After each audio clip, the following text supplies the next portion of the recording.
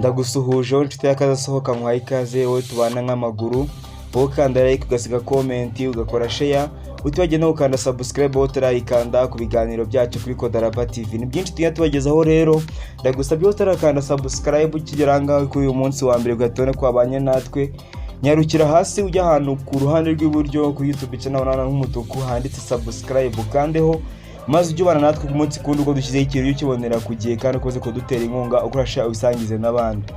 Ngendishema Yves rero uyu munsi nkuzana ibintu byinshi cyane kuvuga inama mu Rwanda, ni byinshi muri showbiz n'indi gihe bitandukanye ibintu n'ibindi.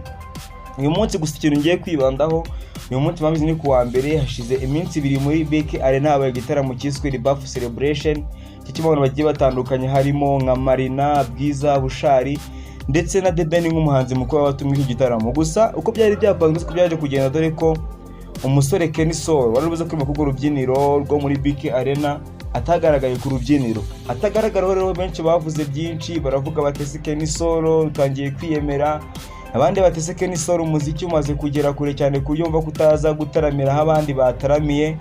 Abenshi baravuga ati abahanzi na discipline bagira nkuko basanzwe babivuga. Gusa bamwe bakavuga bati Kenny Soul yari yasabye kuba yahabwa Hennessy nkuko biri mu masezerano y'igitaramo. Abandi bakavuga bati bisi byo. Gusa uyu munsi muzaniye impamvu nyirizina, ndasubye rero bana nanjye umenye impamvu natumye Kenny Soul atagaragara ku rubyiniro, nyamara bagenzi be bari batumiwe barahageze wese abashe kuboneka. Iyi ni Kodarapa TV rero muhaye ikaze mu biganiro by'uyu munsi bana nanjye. Uko yatangiye mbikubwira rero, hashize iminsi iri muri BK nayo gitaramo bise Rebirth Celebration cyategejwe n'abanyarwanda batari bake. Hashize iminsi twabashimye tukivugaho tuvuga ati The Ben azaza mu Rwanda. Iki gitaramo gitawe n'abantu bagiye batandukanye harimo The Ben, Bushari, Marina ndetse na Bwiza. Gusa byavuzwe ko umusore Kenny Soul agomba kugaragara kuri ya stage yo muri BK nawe atigeze agaragara ku mpamvu ziwe bwite zigiye zitandukanye. Abenshi bavuze rero ko impamvu yabiteye ari ukuba atahawe icupa rya Hennessy nk'uko yari yabyemerewe. Gusa ibi siko biri ko umusore Kenny Soul kuri kino cyumweru ashyize hanze ibaruwa we avuga ko igenewe itangazamakuru, anagira ngo yerekane impamvu yatumye atagaragara hariya ku rubyiniro rwo muri BK Arena. Impamvu rero ibaruwa yanditse umusore byavuga ari byinshi, nyine bakavuga ati abanyarwanda bagira discipline nya n'ubundi n'ibisanzwe turabimenyereye. Gusa uyu musore yaciye impaka ashyira hanze ibaruwa ivuga ku mpamvu yabataragaragara mu gitaramo cyaberega muri BK Arena. Iyi ni ibaruwa rero igizwe na page ebyiri cyangwa se impande ebyiri z'urupapuro. Wakwibaza ngo isi wari ubundi yanditseho ibiki? Bimanze rero Kenny Soul mu ntangiriro yatangiye avuga ati umutima wanjye uraremereye cyane. Impamvu nta yindi rero uyu musore we ngo igitaramo ko cyakirimo gutangira yageze hariya kuri BK Arena ahagera mbere yuko gitaramo gitangira.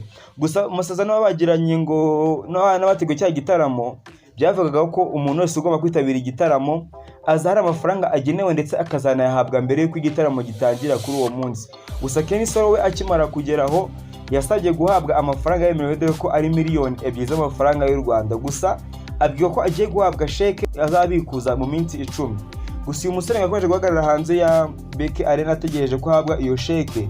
Gusa aza guheba abura iyo sheke. Byatumye rero avuga ati singomba kujya ku rubyiniro, kuko we impamvu yavugaga ari igitaramo cyabaye cyitwaga Chopa Life na 25 z'ukwezi kwa gatandatu. Kenny Soul na kugitamo yakitabiriye ndetse ari n'umuhanzi bari guperforminga mwabo ngabo. Gusa we avuga ko n'uyu munsi atari yishyurwa. Gusa rero marandite yavuze ati nge umutima wanjye uraremerewe, nje kwerekana impamvu umunyamwuga buke bukorwa mu muziki nyarwanda butuma umuziki wacu udatera imbere. Yakomeje agira ati avuga ati ngewe mu Rwanda ubundi ngo niho hantu hambere we abona hategurwa igitaramo. Gusa uwagiteguye akumva ko ari urenze kuruta umuhanzi w'umutumirwa watumiwe muri icyo gitaramo. Avuga ko abantu bategura ibitaramo nyine benshi bajya bategura ibitaramo ugasanga bakeneye kubikoresha mu nyungu zabo, nyamara nibite ku nyungu abahanzi bazakura muri icyo gitaramo. Mu gitaramo rero amakuru twakwiye ku Nyarwanda yaje avuga ko buri manza kwitabira igitaramo cyo kwera muri BK Arena bise Rebirth Celebration, buri manza se ari guhabwa miliyoni 1. Ango ni Bushari, Bwiza ndetse na Marina Debor. Gusa umusore Kenny Soul akaba ko yahabwa miliyoni 2. Gusa bose bageze hariya kuri BK Arena banga kwishyurwa. Byatumye buri muhanzi wese ahabwa, arimo abahaye 300 ndetse na 200, ariko kontara yaho se wayuza nko babumuje kwa miliyoni y'amafaranga y'u Rwanda. Bagiye ku rubyiniro ko benshi bari banze kujyayo, ariko amafaranga asa nkaho ari make, asa nkaho kubakinga mu maso kuyatabo kunde bagiye ku rubyiniro baze kuganira ibindi. Kenny Soul akomeje avuga ati uyu muziki nyarwanda ngiye maze kubonamo ibintu byinshi cyane, ngo umuziki nyarwanda abantu benshi birengagiza imvune abahanzi bakura muri uno muziki. Kirisoro we yavuze ko akenshi na kenshi bajya bakuririmbo ndetse bakanabura amafaranga yo kuba bakura amashusho ndetse bakanara amazu bagiye atandukanye, cyangwa se bakora amashusho bakabasha gushyira indirimbo hanze ariko ntibikunde ko babona amafaranga ko wenda bayimenyekaje cyangwa se igere hirya no hino. Gusa ibi ngibi byo yavuze ko abategura ibitaramo batajya babyitaho mu Rwanda, bo bagira bati ese waza ukandirimbira. Bivuze ko nyine yavuze ko bajya bahamagara bagira ati wenda ari nk'aho babagiriye umuwe, akavuga ati uze kuza mu gitaramo uririmbe kuko mbona ko urumaze ukeneye amafaranga. Gusa Kirisoro we yavuze ko atari byavuze ati mu magambo bati muribeshye cyane kabisa, nta munsi business zanyu zizaburamo umuziki nyarwanda. Umuziki wakeneye muri business zanyu, simuzumve rero ko muduhamagaye nk'aho ari impuhwe mutugire. Bibaho nko kenshi cyane ugasanga aravuze ati wowe mu gitaramo bakumva ko wamugana nk'impuhwe wakugiriye, we nibyo biriho mu gitaramo muri uno muzika nyarwanda. Yese avuga ati, yatanze nk'urugero aravuga ati ku itariki 25 z'ukwezi kwa gatandatu igitaramo cyateguwe n'Intore Event kitwaga Chopa Live. Gusa yavuze ko abahanzi benshi hanyuma kino gitaramo nawe ari muri abo bahanzi nta mafaranga yuzuye, we yaha amafaranga igice n'abari bumvikanye, gusa uyu munsi akaba atarahabwa amafaranga yuzuye yari yemerewe n'abari bateguye icyo gitaramo. Avuga ko we na bagenzi be nubwo benshi bajya babiceceka bakavuga bati nituvuga iki turagwiza abanzi benshi, baracecetse. Gusa ngo we na bagenzi be ntabwo bishyurwa amafaranga yose babemereye uyu munsi. Bakavuga ati ese ni gute nzarimba mu gitaramo cya mbere sinishyurwe n'ikindi naza sinishyurwe? We abyita agasuzuguro. Akavuga ati ese bo ni gutya badufata baradusuzugura ko batubona nk'aho nyine turi ba bantu tubaye tudahari n'ubundi mu sinema nyarwanda cyangwa se industry y'umuziki mu Rwanda. Yakomeza we yavuze ko rero n'abagenzi batigeze cyuba, gusa akavuga ati ese kuki bagenzanye utajya muza ngo tuvuye. Yabajije ikigo gishinzwe Visit Rwanda RDB, avuga ati ese mwaba muzi ibi bintu uko birimo biraba? Avuga ati ese mwaba muzi ko dutegurirwa ibitaramo nyamara nituze guhembwa? Kirisoro we yakomeje avuga ati mu magambo yanjye ikintu ngambiriye negura imvuga no magambo cyangwa iki si ukubona nazamura beef, ndabizi ndahakura abanzi benshi cyane, ariko icyo ngambiriye ni ukugira ati nzamure byibuze abari imbere nabo bazagiye basi uruhare mu muziki nyarwanda. Ko avuga ko aho bigeze ubu ngubu rwose umuziki nyarwanda bitewe n'uko abonamo agasuzuguro. Umugabo yanditse afite agahinda kenshi cyane, abwira abakunzi be ababwira ati ndabizi mufite ukuntu mwamfashe, mfite uko nafashwe namwe, wenda bamwe bagiye bavuga bati gutya na gutya, ni ya discipline yacu n'ubundi. Avuga ati ni ya discipline nk'abahanzi dusanzwe tuzwiho n'ubundi, dore ko abantu bavuga bati abahanzi ntabwo cyatya discipline. Gusa avuga ko kino kibazo cyo ko abantu batishyurwa n'ubundi ntabwo ngo ari we wenyine, ahubwo gisangijwe n'abantu benshi. Avuga ko umuhanzi adakwiye gukoreshwa ijwi rye gusa aririmba, ahubwo no guhindura sosiyete muri rusange. Ati twese dukwiye kumva ko turi abenegihugu. Uyu muhanzi kandi yavuze ko kuri ryo kwa gatandatu muri BK Arena yariteguye kuririmbira abakunzi be, gusa akavuga ko nta muntu ukwiye kumubeshyira ko atigeze agera kuri BK Arena nk'uko benshi bavuga bati ese kuki utaje, kutigeze ubasha kugera ahangaha. Gusa noneho we icyagarutse mu ibaruwa yanditse ashyira hanze, yagarutse ku kintu cyamubabaje cyane. Yavuze ati naratengushye cyane, naratengushye bikomeye n'umunyamakuru wo kuri NDPFM umwezi. Avuga ati David Bayingana uko nyine mbese ngatengushye n'ukuntu Bayingana yitwaye imbere. Yesa kwibaza ngo David Bayingana ni gute yitwaye imbere y'uyu musore. Uyu musore ngo David Bayingana yamaje ati ese turirimbe cyangwa tubireke? Umusore uyu mugabo David Bayingana nawe muzi ubunyamwuga bukomeye, gusa yaranambabaje cyane bitewe n'uko ngo yaramubwiye ati yagiye kwinjira amaje Kirisoro ko araririmba, Kirisoro mubera ibamba. Gusa uyu we ajya kuvugana na manager wa Kirisoro amwinginga cyane, amubwira ati ese wakwemera byibuze Kirisoro akajya ku rubyiniro ariko wenda ngatanga ingwate ya telefone yanjye.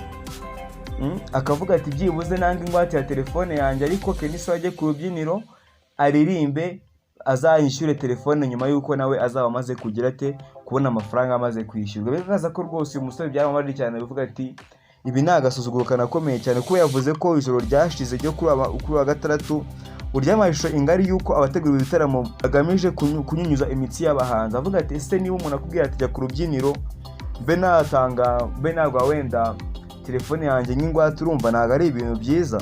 Ntabwo ari ibintu byiza kuvuga ati umujye ku rubyiniro nk'umuhanzi ukora ibintu bikomeye cyane, ugasanga akoze igihangano kikamuhenda akakimenyekanisha karara ayo majoro. We yakomeje avuga ati ibi ntabwo bikwiriye cyane. Ziri impamvu zatumye Kristo atagaragara ku rubyiniro, avuga ati na n'ubu ngubu sindanga mu bitaramo nagiye njyamo bimwe na bimwe sindahembwa. Kandi akavuga ko impamvu atari mu gitaramo cya The Ben yatumiwe si ukubera ko byari wenda atifuzaga kuririmba, wenda ngo ajye kuririmbira abakunze bo kurundi abakunda cyane, gusa aravuga ati nanjye byarambabaje kuko namaze iminsi myinshi cyane nitegura ndirya ndimara, mvuga ati umunsi umwe nzajye kuri mu cyo gitaramo aririmbira abakwa nta kuvuga ati nzavana izi ntara abakunzi bawe baravuga ati tubaza guhura. Gusa we yavuze ko impamvu ataririmbye mu by'ukuri n'ibaro yashyize hanze ari uko atujujwe byari bisabwa mu masezerano bagiranye ko atajya kurimba mu gitaramo cya BK Arena. Rero umuhanzi Kenny Solo asoza ibaruwa yasabaye nk'ubwira The Ben avuga ati tutange The Ben wihangane ko naje mu gitaramo agasuzuguro cyangwa se iki, sinuko wenda numvaga nagambiriye wenda kuza ku gitaramo cyangwa se batenda na gufeta cyangwa se ibindi cyangwa se n'izindi bifu. Aravuga ati nakabifuje kuba nari mari, gusa nagira ati byibuze cy'agasuzuguro cyangwa se ngaragaza imvu n'abahanzi duha nazo muri ino muzika nyarwanda. Uyu musore Kenny Solo mu gusoza ko yanditse aravuga ati spectacular twanze agasuzuguro. Bigaragaza ko uyu musore wabaye cyane, byinshi byagiye bivugwa cyane mu gitaramo. Kenny Solo akavuga ati se icupa rya Hennessy ryatujya kuririmba. Umusore rero yanditse ibaruwa avuga ati ngene ibitangazamakuru ndetse n'abanyamakuru bagiye batandukanye babone impamvu abahanzi bakazadutera imbere.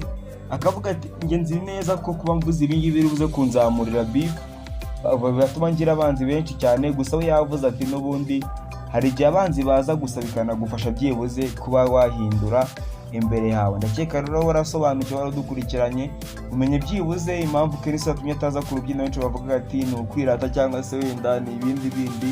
Ndakeka urasobanukiwe umenye impamvu Kristo atagaragaye ku rubyiniro rwo muri BK Arena. Ni ngi namubwiye rero ku musore, birimo kuvuga ku musore wacu Kenny Solo.